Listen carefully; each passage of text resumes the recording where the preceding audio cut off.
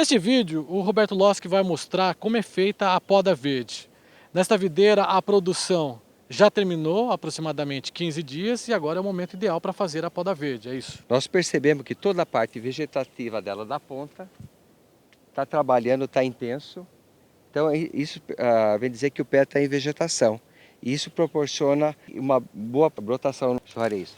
Vamos pegar e vamos aqui de novo nesse segundo ou terceiro arame, em geral aqui no segundo arame, vamos pegar e fazer esse corte aqui no segundo arame, aonde que procurando as gemas mais produtivas, né? A gema mais produtiva, a gente percebe que elas estão com qualidade e vamos fazer esse corte todo em toda a uva.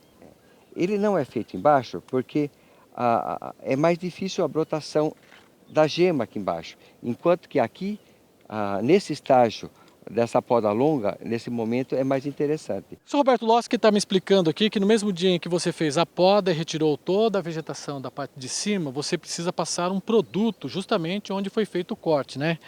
Como que é esse produto? Na verdade, esse produto se chama calcionamida, que é diluído na água a 20%, tá? Aí. E por que é passado esse produto? Nós vamos pegar e passar aqui, onde que foi cortado nas pontas dos galhos que nós podamos, pegando o corte e a gema, que nós chamamos de gema produtiva. E Quantas vezes tem que passar? uma vez só. O ideal é fazer isso no mesmo dia. E veja bem, e o porquê então passar esse produto? Primeira coisa, ela vai ajudar a quebrar a dormência da videira, ou seja, vai ajudar a brotação.